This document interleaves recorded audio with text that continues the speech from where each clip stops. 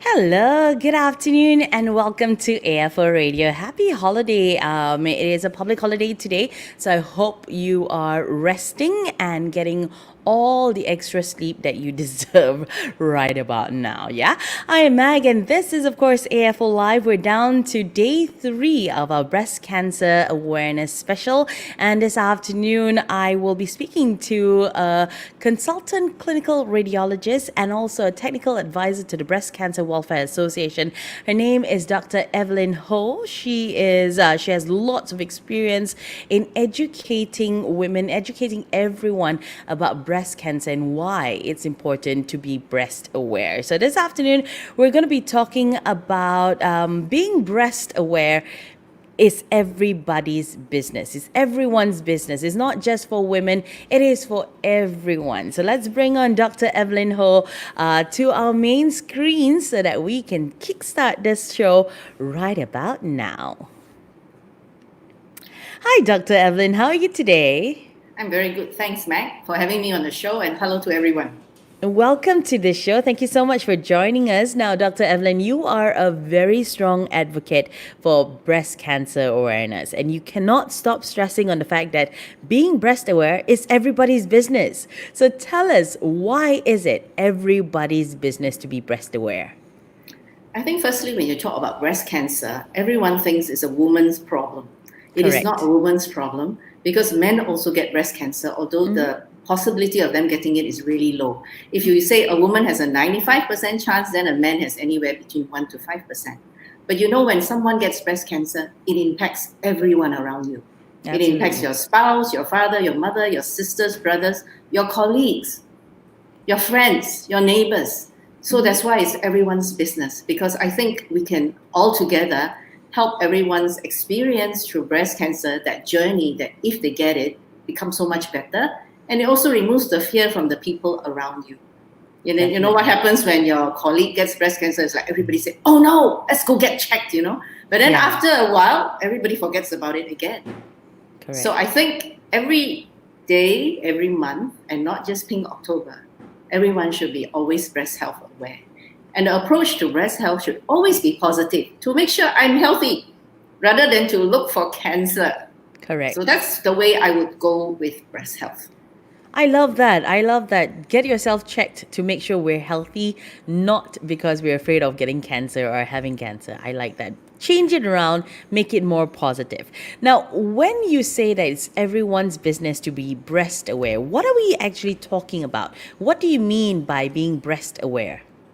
Okay, I used to play this game in breast health workshops, when I'm training people to teach others, or even for people who are interested to know.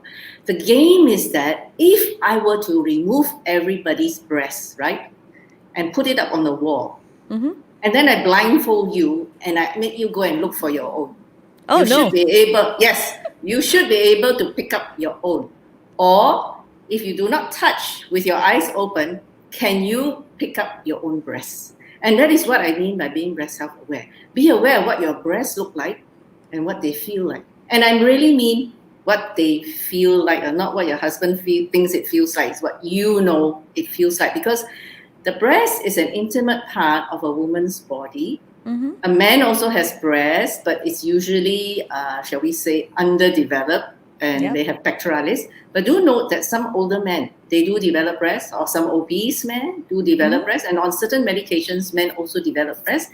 And there's a condition that's called gynecomastia, which affects the men. Breasts develop.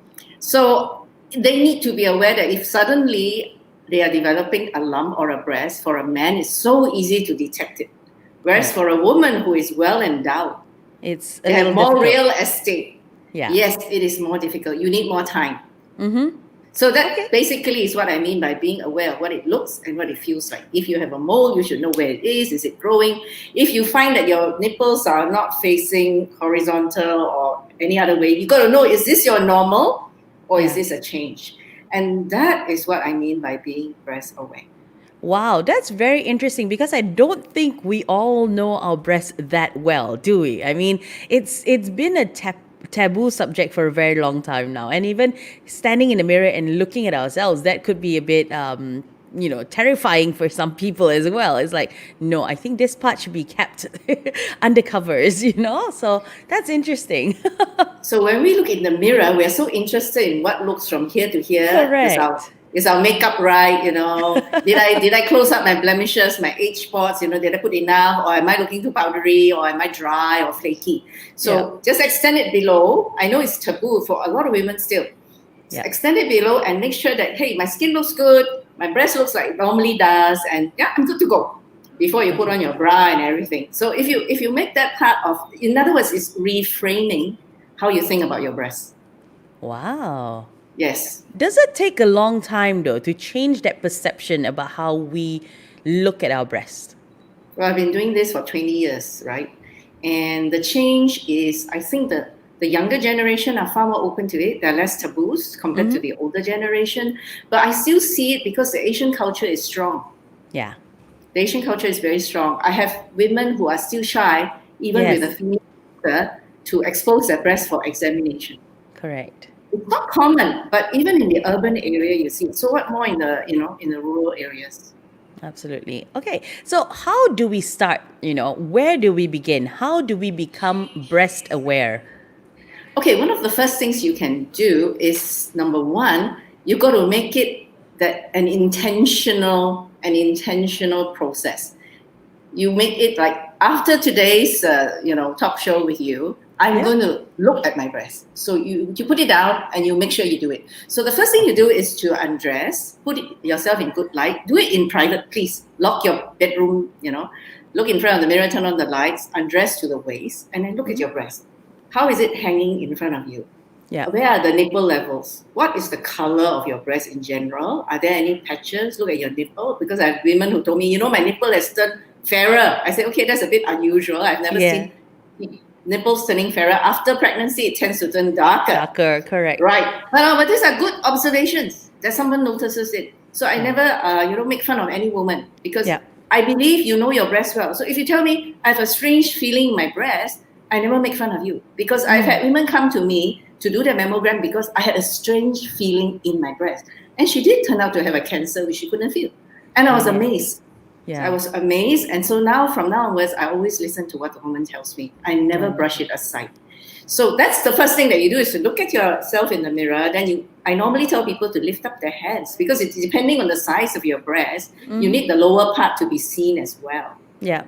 And then you want to press and extend it so that you can see how your breast moves. Okay, so this is the word flow. Your breast should flow, not sag, flow. Okay. So women are always very concerned with their breast sagging. And I'm going to tell you that the sag is due to the weight and the gravity. And so there is a flow. It tends to be lower. When you stand up, the lower portion is thicker and the upper portion is thinner. And this flow is natural. If your breast doesn't do that, and it used to do that, you've got to be aware that something may be growing at the back of the breast that is holding the breast together.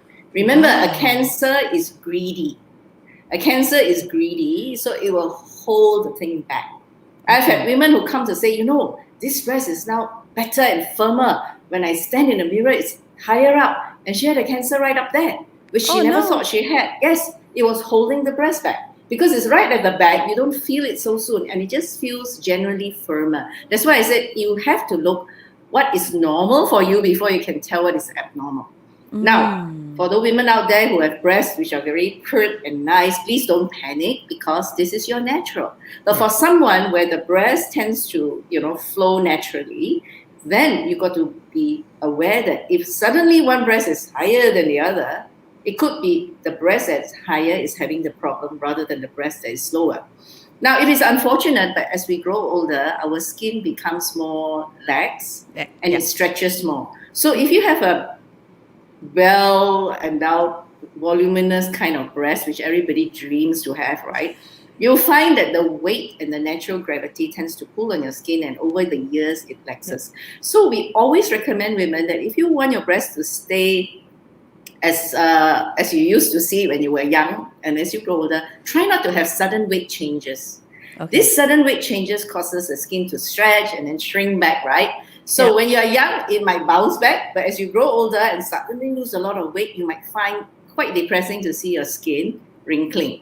Yeah. And this again is something I learned from my patient who lost a lot of weight, and she came and she says, I'm so depressed because my skin looks all wrinkled and my breast is like shriveled, and it just hangs in a very but the good thing is she lost weight, but she had not realized that all these things can happen. But I say, if you are young, give yourself some time, the skin will improve over time. And then you can apply some baby oil or whatever, to the skin.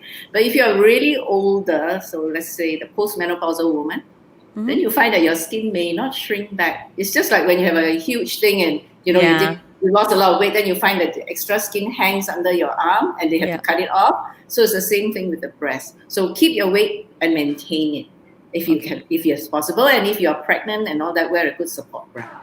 And that's why the bra is very important. Talking about bras, there's a lot of myths surrounding the bra as well.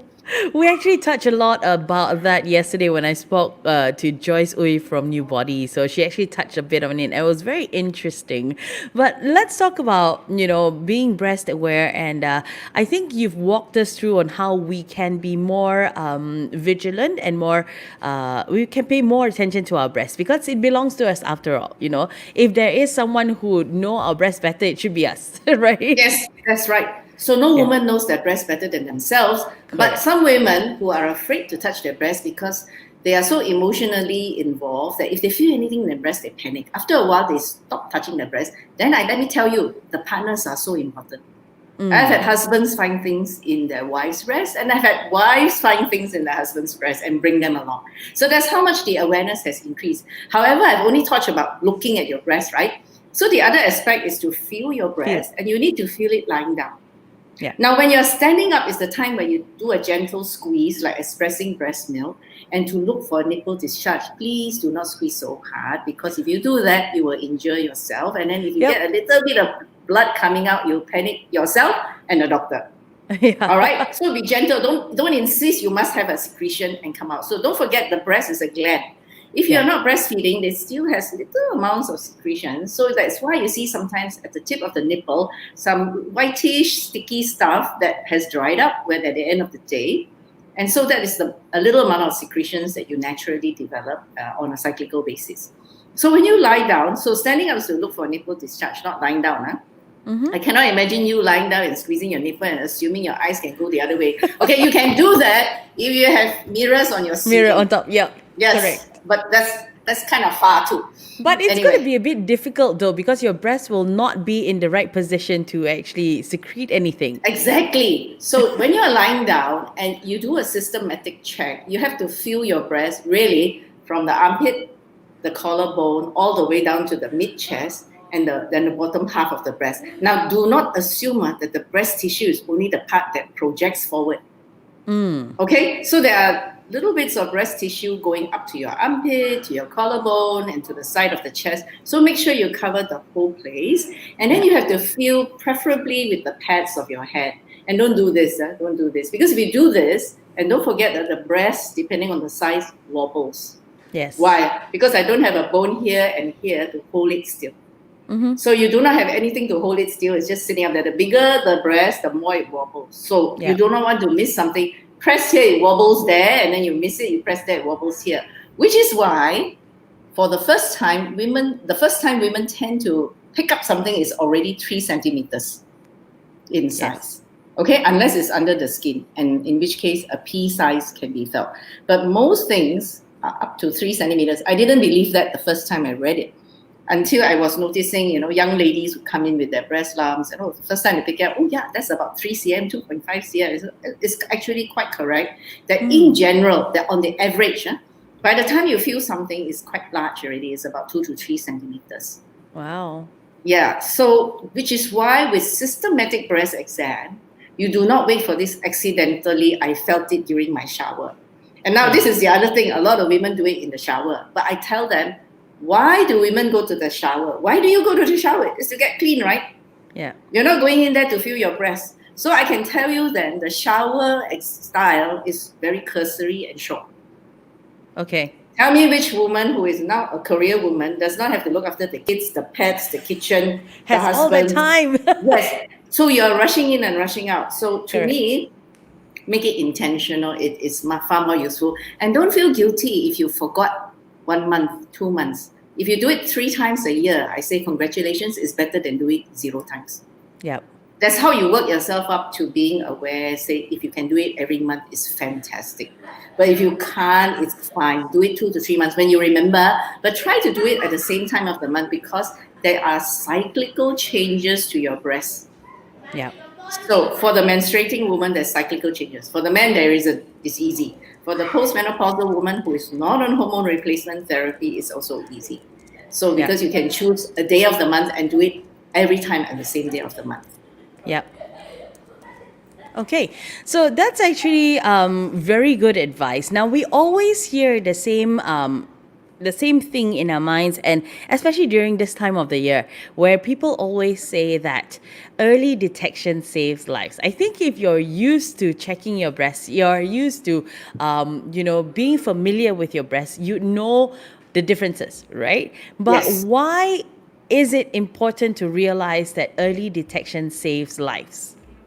Okay, this is just pure logic. If we go by pure logic, the proponents of early detection feel that if you find a serious disease early, number one, we can treat it far more easily, less cost involved. And when I talk about cost, it's surgical cost, mental and anxiety cost, and also the extra after surgery. What else do you have?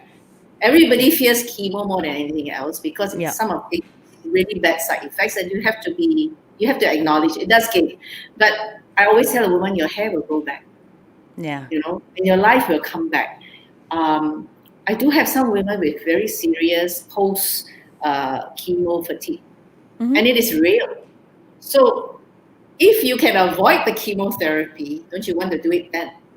Yeah. So then I need to give you both sides of the story, right? The opponents of early detection says that we are detecting certain cancers which might not kill you because it moves and grows very slowly.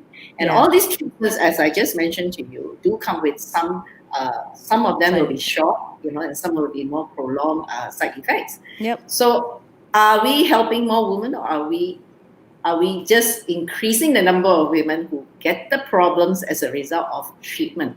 Unfortunately, I've met very few women who are happy to say, okay, I will watch this slow growing cancer. That means we have put a needle in, tested the kind of cell, and we'll watch this slow growing cancer and see whether it will ever become a cancer that kills me. I don't think in the majority of cases, women are willing to wait. Yep. Even if it's a pre-cancer.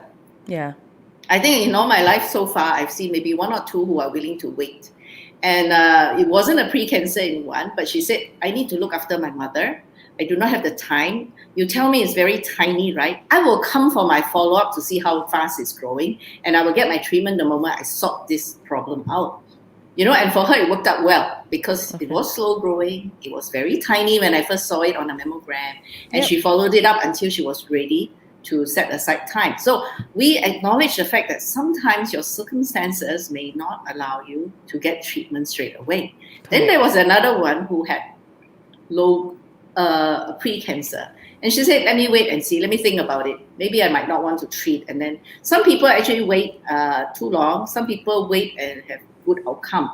So I think medicine is not yet good enough to actually predict which of us will have an issue. Just like the genetic mutation carriers, right? Yeah. So they say that 70 or 69% of BRCA1 or 2, depending on which you have, will in their lifetime, by the time they reach 80, will develop breast cancer. Which means, did you hear that 20% might not, or 30% might not, correct? So to predict that 20 to 30% who won't get it, if we can do that very well, even 90% of the time, I think that's the time where women will be willing to, hey, I'll just wait because I'm in the 20 to 30% group that's not going to develop the breast cancer. So so that's why I said early detection helps. So in terms of public health, obviously, it saves them more money if I treat all my ladies at an earlier phase when the cost is less. Yeah. So if it's pure dollars and cents, that's how it looks, okay? But Malaysia doesn't have population-based screening for many reasons. Number one is, although we do have statistics to tell us that breast cancer is very common cancer amongst women, it's even more common than the most common cancer in men in Malaysia. All right. So there are a lot of issues because number one, you need available resources. You need to have accessible resources. Don't forget, we have rural areas, mountain, take days to get to the big city. And mammography is a very intensive in terms of human resource and technical resources for Yeah. maintenance and good quality mammogram. So you need both human resources and technical resources. And then you need to also have, once you detect all these cancers, right, you need to have enough surgeons and medical oncologists and radiation oncologists, or rather clinical oncologists in Malaysia, to deal with this sudden load of cancers that you detect. Correct. Otherwise, ethically, you have an issue of, sure, I detect a cancer, now what do I do?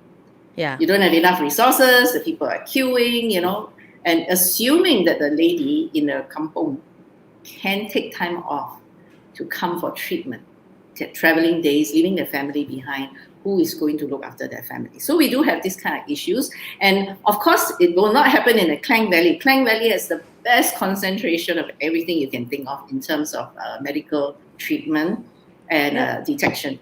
But think of the other parts of the Malaysia. So I think we talk in general.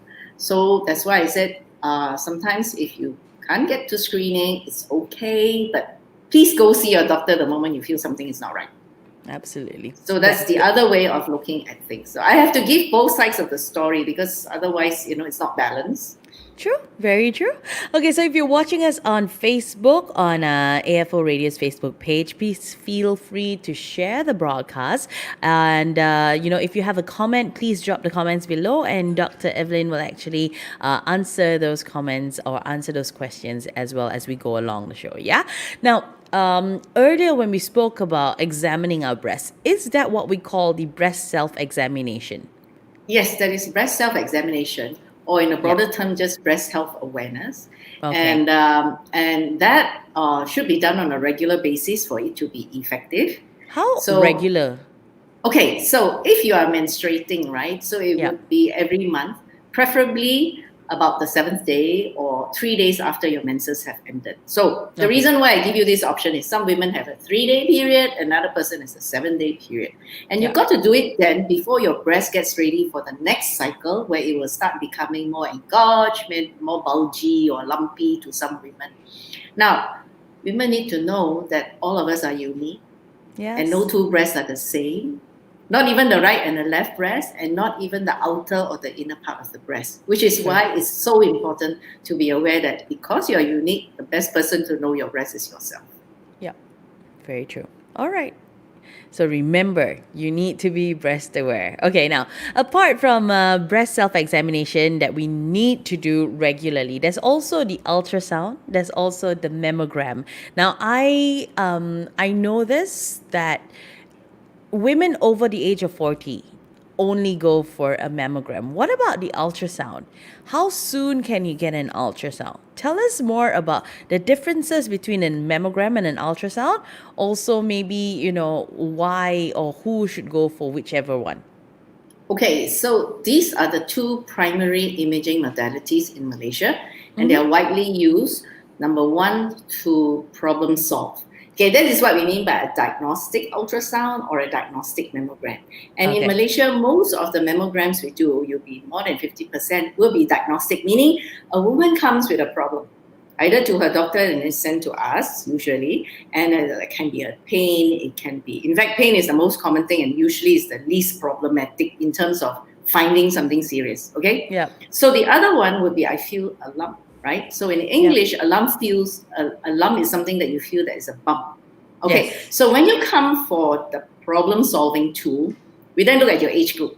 So if you are like 20s, 30s, early 30s, we will go straight to do the ultrasound first because it is non-ionizing radiation. It's just sound waves, it's very relatively safe. It's very comfortable procedure, it's relatively cheaper, but it's very human intensive to do. And therefore, if you come to us and tell us where to look, we will find or be able to explain what you have much better to you. Sometimes the woman feels a lump, but it's actually just her natural texture. Okay. Okay, so some women feels like they have rocks in their breast. Literally, it feels like that. I have to agree with them when they say that, because sometimes they say, oh, I think she's exaggerating, but they're not. You can have very hard, lumpy breasts. You can have soft breasts, but almost no breast is like tau fu fa breast. meaning that it's even and soft and all throughout the same, almost never. So you find that even if one part of the breast is nice and soft, some part of the breast will have some lumps, some bumps, some ridge, something that's all natural for you. So the ultrasound will help to clarify that. Okay, so and if you do really have a growth, the ultrasound will also help to clarify that. And the moment the ultrasound shows something that to us could be suspicious, we will immediately send you for a mammogram. Okay. Why? The mammogram gives you the drone view of the breast. Okay, I use the word drone because it's the latest thing. Okay, so that overview of that breast and the pattern of the breast is seen in a different way. And there are certain things which a mammogram will see better. Number one, it sees all the way to the armpit. Although the ultrasound can do the same thing, but it looks at things differently. And it also looks at pattern better. How your glandular pattern. So the breast has fat, it has glands, fibrous tissue, blood vessels, lymphatic, everything else. Everybody has the same ingredients, but the recipe is different. Yeah. Okay, so you may have more fat, you may have more glands, sometimes depending on your age group. Sometimes it's natural. I have seen women who are 70 where the breast looks like they never grew old. Okay, in terms of its contents of glands. So this is an innate thing. It's like if I was born fair, unless I go out to the sun, I'm probably going to stay fair for the rest of my life, right? Okay. So it's something that you're born and inborn with you. So I use that analogy. Hopefully people can understand that better. So that's one of the things with the breast. So a mammogram has no age limit, okay? When you talk about 40, they're talking about the screening mammogram. The screening mammogram is the mammogram that we do looking for a needle in a haystack in somebody who is perfectly well, who feels nothing in her breast, and the doctor, if she has seen a doctor, also feels nothing wrong with the breast, or the breast health nurse, whichever you see. Family planning clinic is a nurse who does it. Okay, so if healthcare professionals feels nothing wrong with your breast, you feel nothing wrong, and you come for screening. Now that is true screening, which means that we are looking for something suspicious in your breast. Yeah. All right. So because the pattern of the breast is individual, so the mammogram is the same. We have to compare it with your previous mammogram rather than someone else's mammogram to pick up pattern changes. Of course, there are certain things we look for: calcifications of a certain pattern, a suspicious sunburst-like kind of a mass. Okay, I use the word sunburst so that your idea you have something that's got things coming out.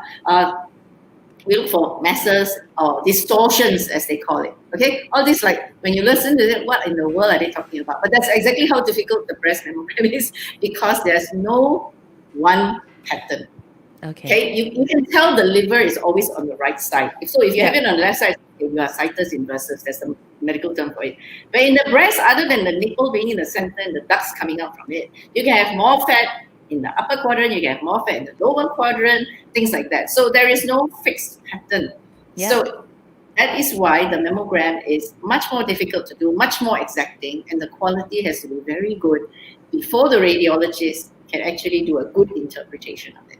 Wow, okay. So screening, that's why screening programs are very expensive to conduct. Yeah. Okay, because you have to train all the radiographers, then you have to train all the radiologists, make sure that they can pick up tiny things. No point picking up a 2 cm cancer compared to a 5 millimeter cancer, right? I'm not saying that you can do it all the time. And don't forget, because every woman's breast is different, you find that the mammogram ability to pick up cancer depends on the woman's breast. Yes. So the woman contributes to the ability of the mammogram to pick up cancer. So the poor mammogram is just a tool. It's like driving a Porsche. If I don't know how to drive a Porsche, I'm not going to be able to go fast and even look anywhere as cool as Michael Schumacher used to look. Yeah. So same with the mammogram. So it needs a lot. That's why when women complain or somebody complains, why are there no population-based government-sponsored mammograms? That is because a lot of effort needs to come into it. And so all this is why I say it's organized, and you have to have someone remind the ladies to come. Invite the ladies. So our Good Neighbor Singapore has a population-based program. But despite all the invitations and the exhortation of women, they found that the take-up rate was really not high enough to make a big, huge difference. So they're still trying hard to get women to do it. Okay. So it has to do with the culture. It has to do with the health-seeking, initiatives of the woman. And so all these factors play a role. So in Malaysia, Absolutely. we call it opportunistic screening. So the woman comes because she is health seeking on her own initiative, or she's recommended to come. So that's how we do most of our screening. It's like this. We do have some programs, and I used to run one for the College of Radiology and the MMA Foundation Radiology Fund. So we used to organize some programs where the subsidy was 30 ringgit, and the woman comes because it's cheap enough to do it. And this Yeah. is where I learned for the first time that many women think that one mammogram to tell them they're okay is good enough for the rest of their lives. And Yeah. that is not the case. For a screening mammogram to be useful, it has to be done recurrently, say every 2 years Yeah. or every 3 years, depending on which country you are. So you find that the resources will determine is it 2 years or 3 years, not just the evidence of Yeah. how often you do a screening program. So you find that if you do it every 2 years, then we can see changes over time and pick it up early enough. Correct. So I just had another patient tell me, I've come because I just want to I want to get an all clear. Yeah. Do one mammogram, and she's getting an all clear today. I said, the mammogram is good for today. Okay, and I hope I'm accurate enough, and I've done all the necessary things I need to do, that at least for one more year, we're not going to have what we call an interval cancer develop. So an interval cancer means a cancer that develops between two screening mammograms, and it occurs because, number one, it just started somewhere along the way, or it was so tiny it was not visible, Yeah. or it may have been there, but it looked such a way that it was missed. Yeah. So these are all the issues, which is why a mammogram is not perfect, and which is why in my line of work, we are very honest about the fact that the mammogram is not perfect. We don't go around telling everybody that, this is 100% dead sure thing. Yeah. Because in Okay. medicine, nothing is dead sure. You can have a stress ECG and still drop dead from a heart attack, even though it was negative. So it's the same thing. So in medicine, there are some risks and benefits to everything, pros and cons, and there are also limitations to every study. And this is where mammography is always continuously being developed to improve the experience for the woman. They develop more ergonomic paddles for the compression. They help the radiographer to make sure they don't over-compress the breast, just need to compress enough. Mhm. And then they also have got tomosynthesis, the 3D mammogram, to help to relieve or reduce the impact of your breast tissue superimposing one on another. Now, don't forget your breast is a 3D organ, and when you produce a mammogram, it's a 2D representation. Yes. Correct. Okay, you have lots of tissues, one after the other. It's like an onion. You can't see the inside of an onion, right? Yeah. You have to peel layer by layer. So that's something like what 3D tomosynthesis does for the newer mammogram. So this is taken root in Malaysia, and more places when they're replacing the mammogram, they're replacing it with the tomosynthesis, the 3D mammogram. Wow. And because it is very expensive and equipment is very expensive, especially if it's digital, so obviously you can expect the cost of the mammogram to increase. I think Malaysians are quite spoiled because our mammograms are relatively cheap compared to the same mammogram in a country like Hong Kong or Singapore or elsewhere. Yeah. So, but we are so used to having the government look after us, right? So we hardly pay anything. So this is something I think women need to do. And I used to tell them, just forgo your Starbucks coffee a few times and you can afford that mammogram, right? Fair Something enough. to that effect.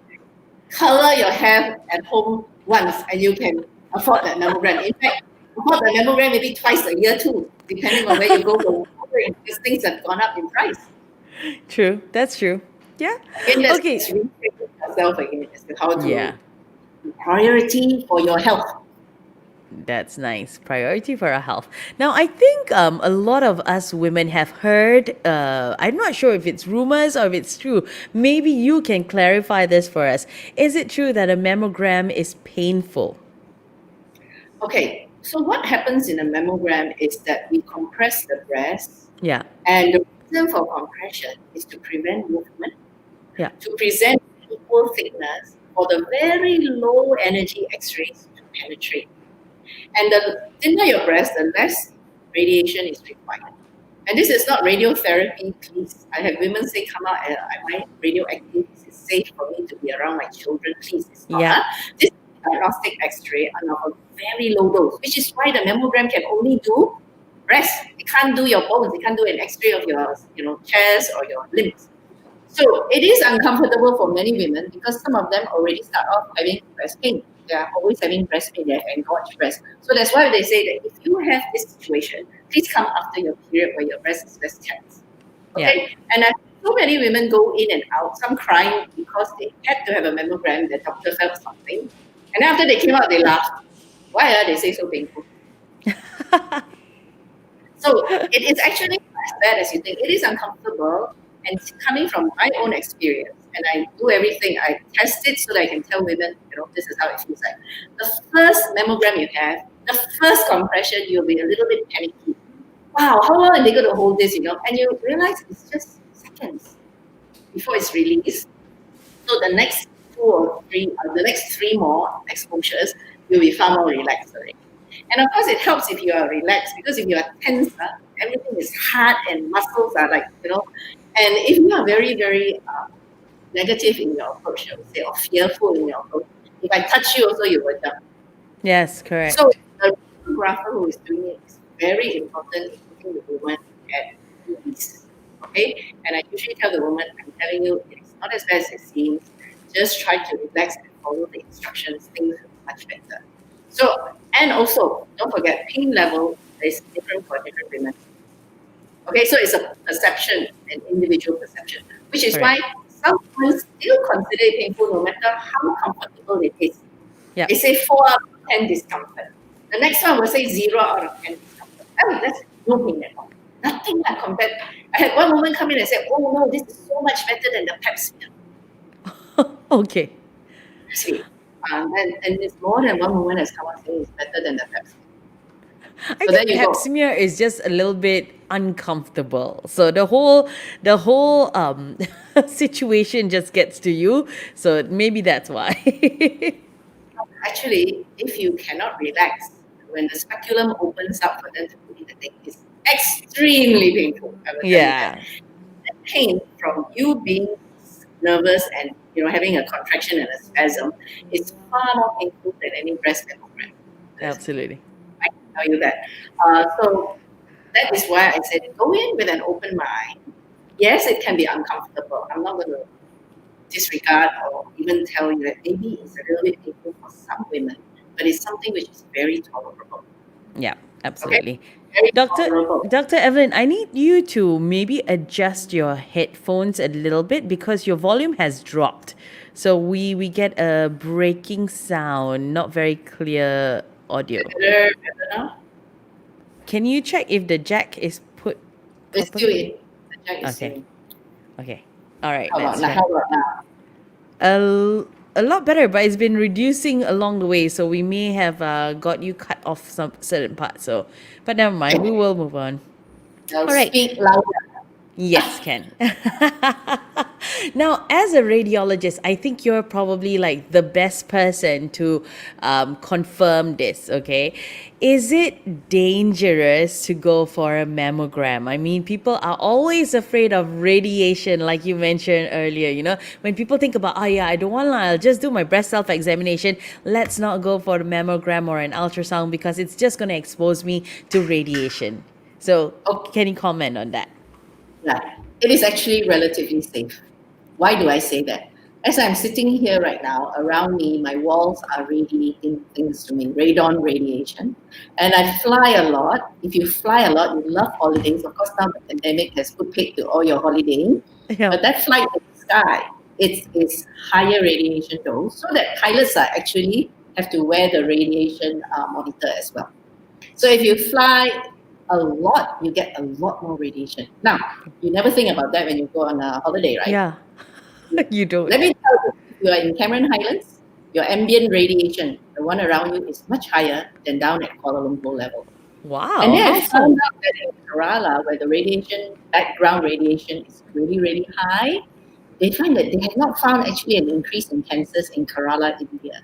So, which comes to me to tell you that that mammogram that you do in the average breast, okay, average size breast, where they compress with 4 cm, and it's made out of 50% glands and 50% fatty tissue, the dose that you get is equivalent to 7 weeks of background radiation. That is all.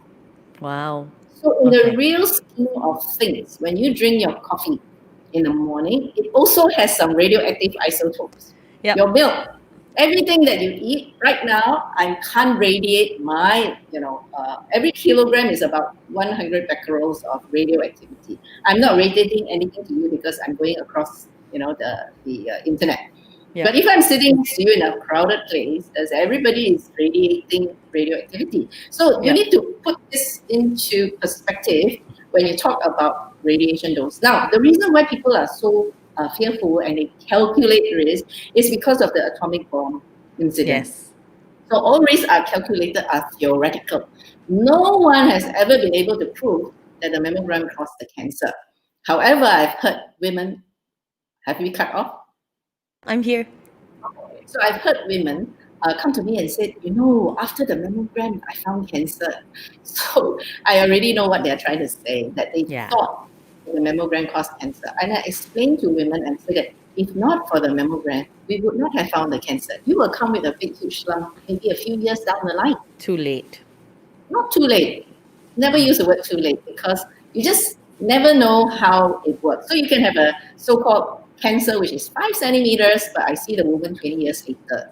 Yeah. Okay, but of course, the majority of women or rather the bigger group of women with a 5 centimeter cancer, especially if it's aggressive, may not do as well and may not be here maybe after 5 years. So the percentage drops with the later you come to see me. So Yeah. actually, the mortality index for Malaysian overall is not very good compared to the world average of 0.28. We are 0.39 in terms of our mortality index. I mean, number of people have died over the number of people they detect breast cancer. Because we do have, like I said, a disparity in the accessibility to and the availability of our care.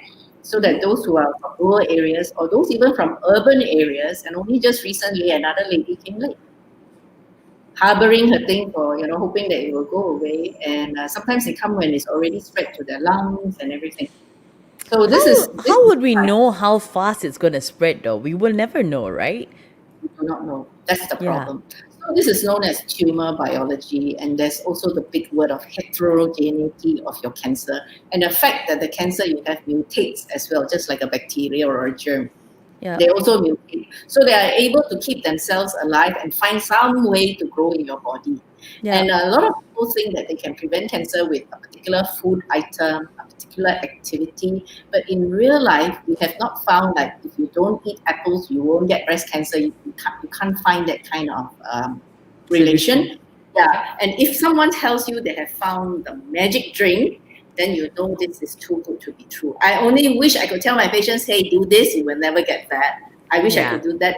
It would be a wonderful thing for everybody. Yeah. I think Have I it'd be answered like the God question? sent, isn't it? Yeah. That will be God said, and it doesn't even matter if you put me out of a job because it's a good thing that happens for everybody. Correct. Absolutely. So but unfortunately I can't. In fact, when I do a mammogram, I tell them, we should see you in a year if there's something that I need to follow up closely, or they're very high risk, meaning they're brothers, sisters, everybody with breast cancer. And I said brothers with breast cancer Yeah. also increase your risk. That family history, a lot of people are not aware of that. So if you have a father with breast cancer, all the children are equally impacted in terms of their risk being higher. Doesn't mean you get it. Just risk. This is the concept. It's just risky, and women Yeah. tend to want to avoid risk because it's a very emotional thing. Risk. Correct. Mhm. So, I mean, that's a good point. So, how do we know who is at risk? How would we know Okay. if we are at risk? Okay. So there are many risk factors that they have already found out, but Yeah. I always simplify it. Life needs to be simple. As Of long as course. a woman, you are at risk.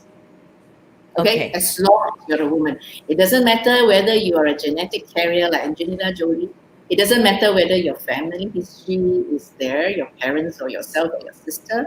It doesn't matter whether you have had previous or no previous, lumps in your breast and growths which they have detected. At the end of the day, as long as you're a woman, you have risk of breast cancer. Now, why do I say that? Because we have found out that the majority of women with breast cancer, we cannot find any risk factor. Wow. And after the mammogram, if we see what we call a dense breast, a breast where the proportion of fat is very low, glands and fibrous tissue are very high. We also know you have a higher risk. But you see, you didn't know that, right? Until you did the mammogram.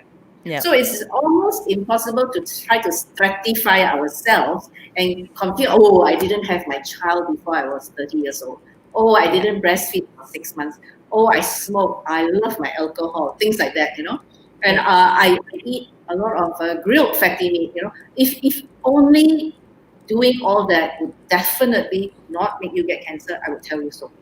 But because of all these factors being a little bit wishy-washy in the sense that it's not a direct relationship. Of course, in terms of your health risk, it's better that you eat more vegetables and more real fruits, not juicing. No need organic also. Just fresh fruits, vegetables more, less fatty meat, and if you can, do not eat so much grilled barbecued stuff, that's super tasty. But allow yourself to eat some of these, like processed food. If you make your own sausages, go ahead.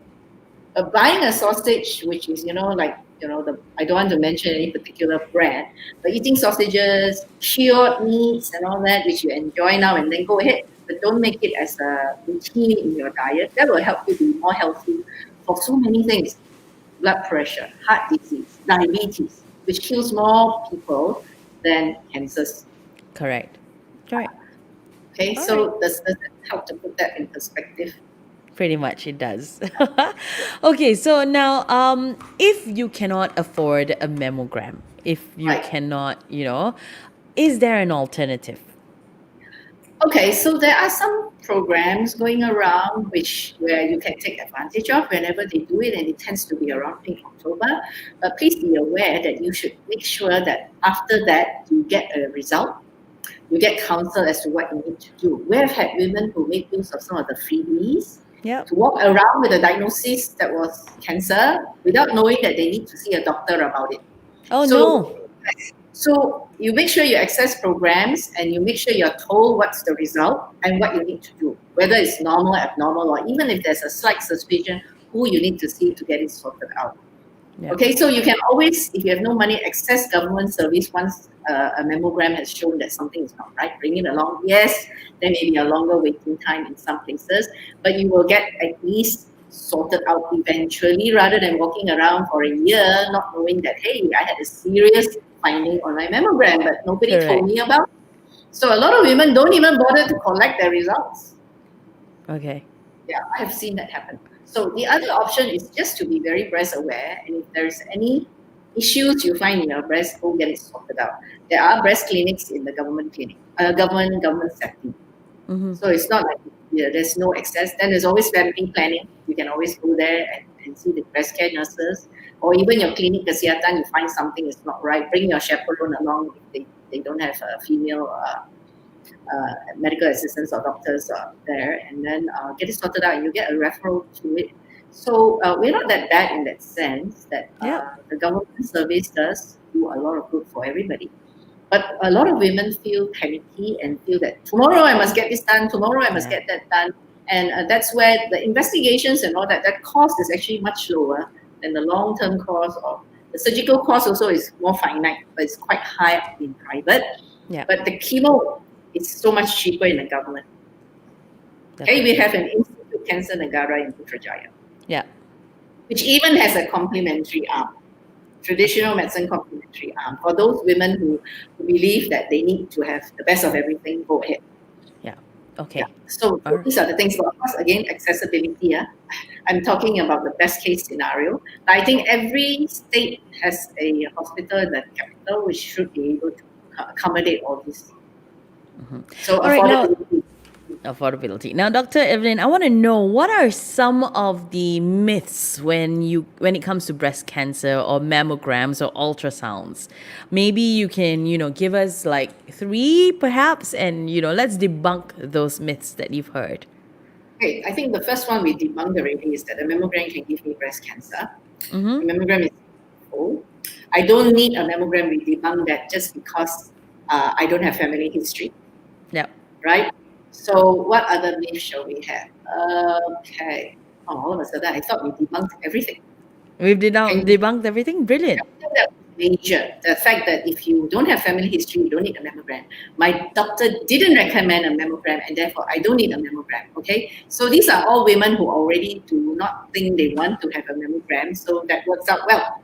Because they're listening to people, or they are hoping to look for signs to support whatever they want. And this is called Correct. biasness in when they listen to anything that goes around. Please be careful of all these circulating, viralized, comments Fake from news.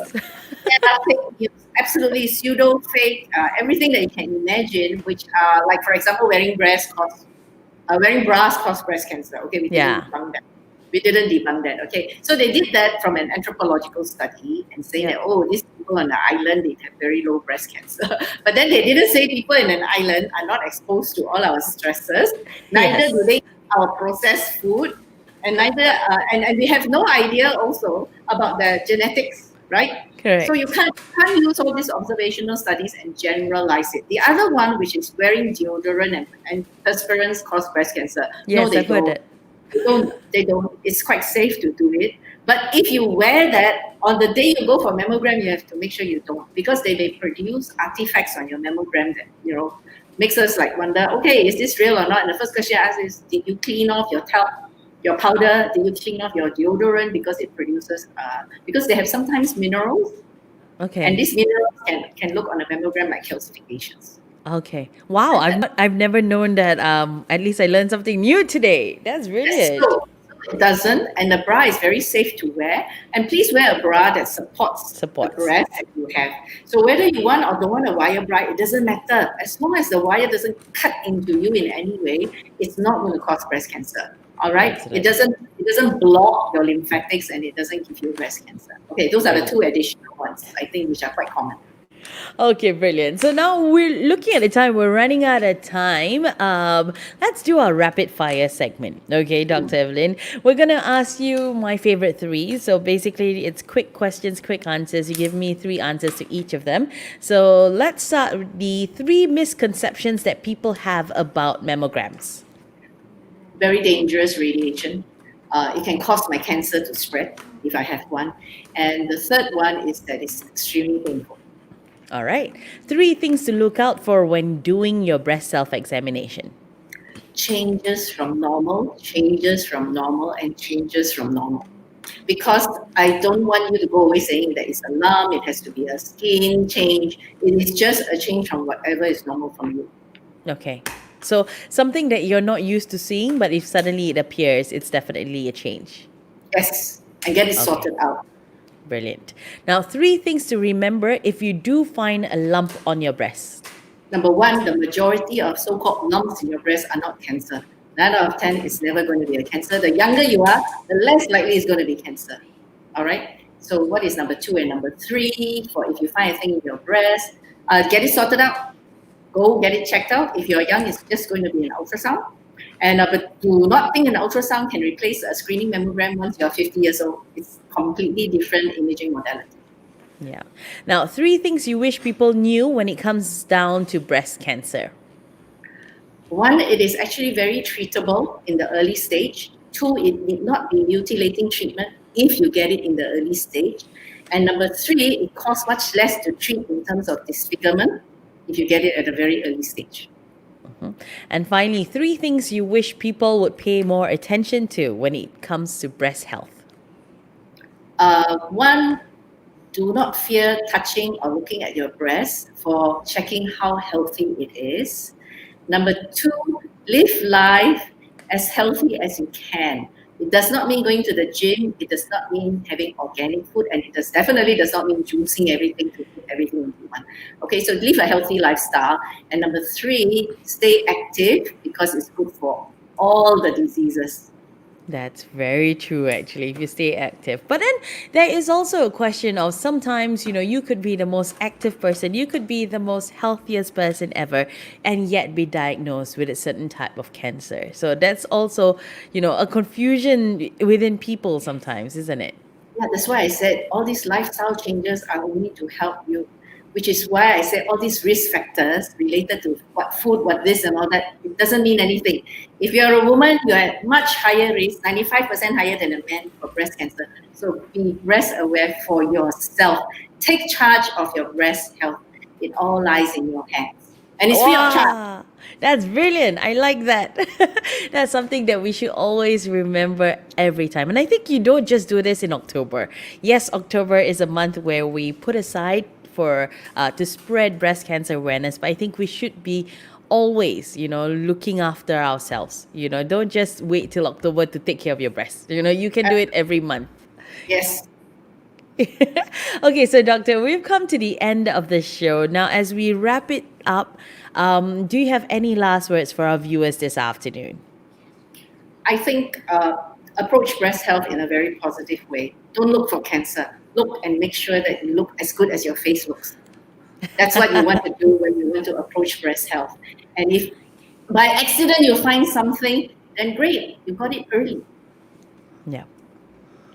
I'm just curious though, doctor, just, thinking back about what you said throughout the whole show this afternoon, I think you brought up a point where there's always fear in us when it comes to cancer. There's always fear in us when it comes to identifying something that is different or a change.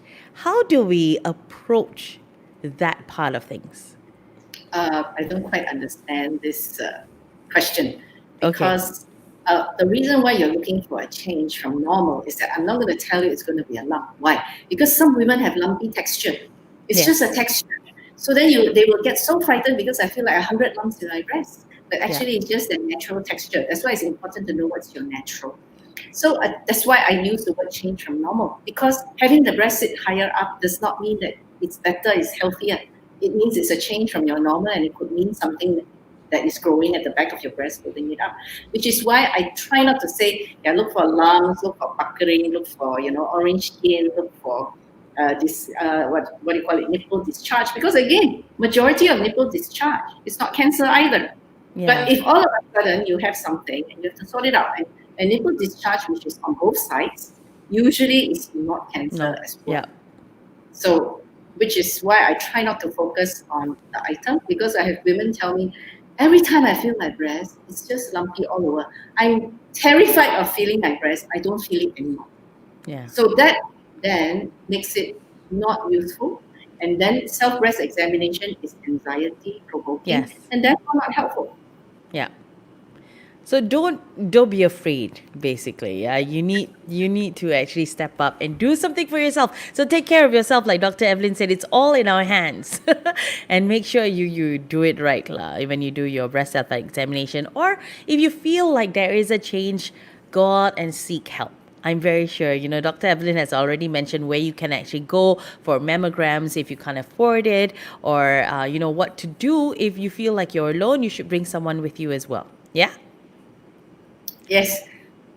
I would say that I think women today, we have to give credit to women today. They are far more health seeking. But I just want to give one little warning to the young ladies who think that they can go for an ultrasound. Just be aware that usually we do find little friends in there. I call them friends because they're little cysts or little fibroadenomas, which are not cancerous. Yeah. But if you have not bought your insurance, you will find that one fine day when you go and apply for insurance, it will be excluded. The breast part is excluded from your insurance coverage.